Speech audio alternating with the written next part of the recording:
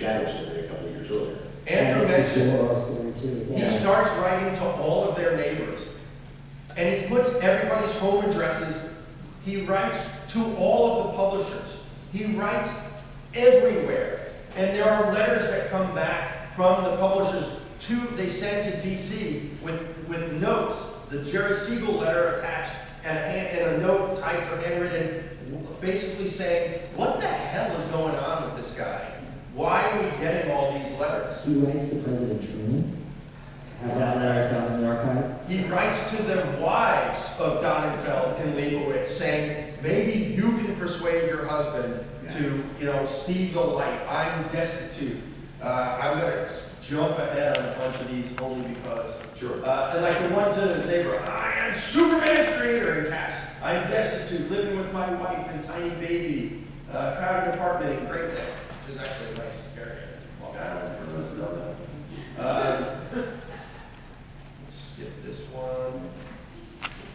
May of 1953. And these are December, March. I mean, they're coming one after the other.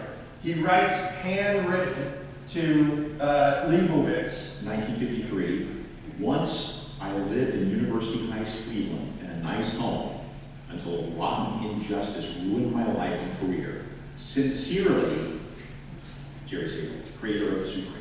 Now, in the 40s, DC is suing Fawcett over Captain Marvel, and Siegel's receiving lots of subpoenas to testify. The trial didn't happen until 1948, so it was after the litigation in Westchester. And so, we don't have to read it at the time. Yeah. But, so he's saying, I'm getting all these subpoenas, and, you're still screwing me. And it's the same back and forth. I keep reading about Superman doing good things, but yet you treat me this way. This is my favorite. I own this letter. A lot of this came up for auction. Some of them are because of the litigations that have happened over the years. Others were found and just saved. And so a lot of these were auctioned off a couple of years ago. It's not on the street. Dear Jack, today is Father's Day. I can't support my son because of you, in capital letters, in June of 1953. The thing that makes this ironic is he abandons his son, he gets divorced, and then he never sees him. He's named after his father, Michael, who actually dies tragically. So then it's like a crime on a crime, right? He suffers without a father, and he reenacts this behavior on his son. That just did. I knew Michael. never talked again. Yeah, Never talked to his dad. He never, I don't know if he ever sought out his son. He His was wife a did poet. move away with the child, though. I'm sorry? The child, they did move, the wife and the ex-wife and the child. Did they move away from where he was living? No, they still live in Cleveland their whole lives. Okay. His obituary, His Michael, wife never changed her name. Michael That was- died that was young. Siegel. Yeah. that's 2006, I think. Around 2006, And there's, it's the only time you ever see him mentioned. Like, I couldn't find any photograph of the guy anywhere. He stayed out of it, out of the limelight. Did not get it. There was a daughter, I have a photo of that, Laura, from the second wife. They never spoke. She didn't even know he died until a reporter told her. Michael, yeah. Right. Jerry was a poet. You can read us a little bit of just a few lines If I there. may, and again, This is what he would send to everybody. and again, it's not meant to mock, although but it is just, he is so angry. The poem is Because of You by Jerry Siegel, dedicated to Harry Donenfeld, Leibowitz, and Paul Sampliner with apologies to no one. Because of you, there is no food in my house. Because of you, Superman is a louse. Because of you, my life's a wreck, and you just don't give a heck. Because I have no Superman check. You only live for your pride and your dough, but once you're gone, it won't help you, you know. My baby and wife cannot enjoy their life, and it is all because of you. That's something. This went throughout the 1950s. Yet, in 1959, DC hires him back. And he worked there, not with any byline or everything. People figured out, because they can recognize some of his writing styles, people figured out that it was Jerry Siegel working on a number of stories, helping create the Legion of Superheroes and stuff. And context, nobody got violence at that time. Yeah. He wasn't singled out. And he was there for 7 years until he sued them again. Because the copyright came up for renewal, and they demanded to have it back. His last one was in February of '66. That got some attention. This is a telegram that DC sent in to the New York Post saying, no, we own Superman. But he got, I don't know how they parted, I haven't seen anything on that, but they left because they sued in 66. I'm sorry, in 69, but they left in 66. Something else we've not mentioned during this time is all throughout the 1950s and early 1960s, every once in a while, DC would let go with a little bit of money, right? They would Don felt out of guilt, just to kind of settle or try to get it moved away, would send Siegel some more money on top of all this during the 50s and early 60s. They lose the case in '73. This is Superman's a work for hire. National owns it. It goes up on appeal. The Second Circuit Court of Appeals rules in favor of DC, again, saying the court litigation in 47, 48, that determines everything. They were going to take it up to the Supreme Court. They were persuaded not to because they said DC was told DC was going to settle. DC didn't do anything apparently, and then that's when the press release happened that we started with. He sent that out to hundreds of people, 9-page press release.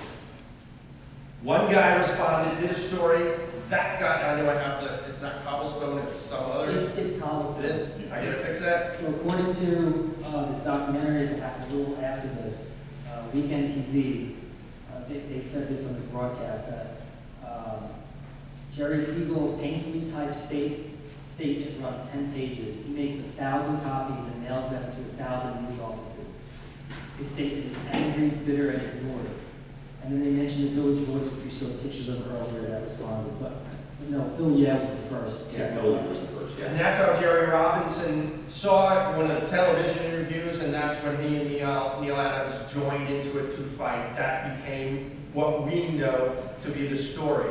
And there was actually another reporter here in the Washington Examiner who also picks up in the story. So I don't know which came first, if it was Cobblestone or it was... I believe it was Phil came first.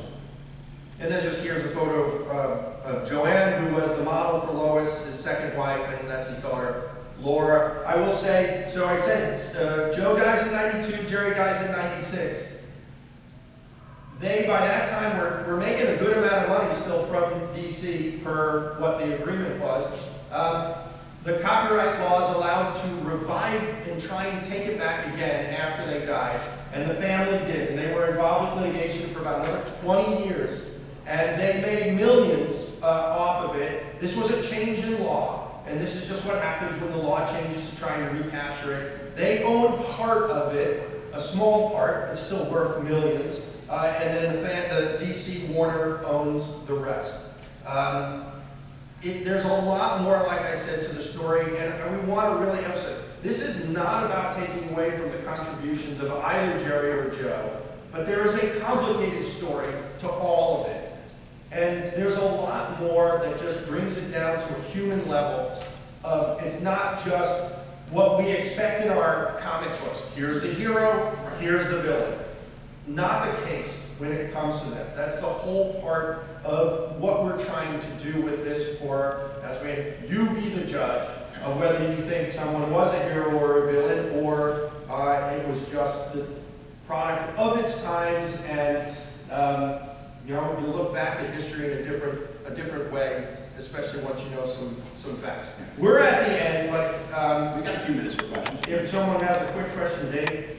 Some of this stuff has been drilling around on the internet for years, but you've got a lot more. What's the principal source of this, and how much of this was kind of newly discovered after having been lost or stuff? That is a great question. Well, a lot of this is hidden newspaper articles that people don't track down, so there's me spending hours and hours on microphone. There's the family members probably read these letters that he wrote to Leibowitz and Donatello, I'm sure, because it has the names on it, had it all released and then sold. So they're coming out of the black hole. This is like the term that they use. So there's that. And then the court records, the constant, you have exhibits, where it could speak better to that. And then they piecemeal, they take out things that they think are valuable their case. And then there's another individual who has a treasure trove of these from the April 47 case, who wrote a book, and she published some of these letters. So enough time has passed, and it's 50 years now since this all began. It was actually Jerry's birthday yesterday, so it's a very interesting time for all this. But I may say, we didn't really talk about it. It does seem like, according to the legal records in the early case, DC did take Siegel away. So that is true. And that just pushed Siegel over the edge. Yet at the same time, they paid them an exorbitant amount of money. We didn't talk about it. They got that contract was then renegotiated, and it was a 5-year contract and another 5-year contract. So that ended in 47 or 48. And they sued them, and then they fired them. But they had a 5% royalty. So in the early case, I've looked at some of it, and I don't think it was about copyright. I'm not allowed to sit down and talk about it. And in the newspaper articles, the lawyers who represented Siegel, he met him in the military in Hawaii. So there were 2 lawyers. Saul Friedman, he meets when he's in service, Jerry, and then he takes on the case. And when they get back, they sue in Westchester because their offices in Yonkers were real. And Joe is also living in Mount Vernon nearby. So there's a reason they sued there. So it's really like who they know. It's this circle, this community. And I forgot where I was going with this. A lot of times, because there kept being litigation every 2 decades, the law firms still had the records. Totally fortuitous because of the change in law, or at least at the time, to go after the renewal. They got the original in the 60s, they got the original files from the lawyers in the 40s. There was also the litigation, the copyright litigation against Fox about Wonder Man in 39, and then against Fawcett from 41 to 48, where all of the same people were deposed. And so those transcripts all exist. I mean, I had to go to the courthouse in the Southern District of New York and literally page by page take photos with my phone of the court proceedings because it's not digitized. And then the ones that Comic Connect, Metropolis, they got a booth downstairs. I don't know who their source was, but a lot of the Leibowitz, Donenfeld letters. It has to be. It has to be a family member. That's what I suspect. Because some of these look like, it's weird, some look like they were taken from the court record, which is weird, so unless DC had their own copy, but some of them are original. So a lot of the stuff you'll see in the black and white, that was from the Siegel's legal team, so they had copies of it. So maybe, it depends on who's mailing it, which direction the letters are from. I mean, literally, the ones that are all the dark, these were fished out of the trash when the original lawyers in the 40s died and they were thrown out and someone just happened to find them. Now, correct, it was the Washington Star, not the Washington Journal. We got to move for the next panel. Mark's going to be on this, so feel free to stay.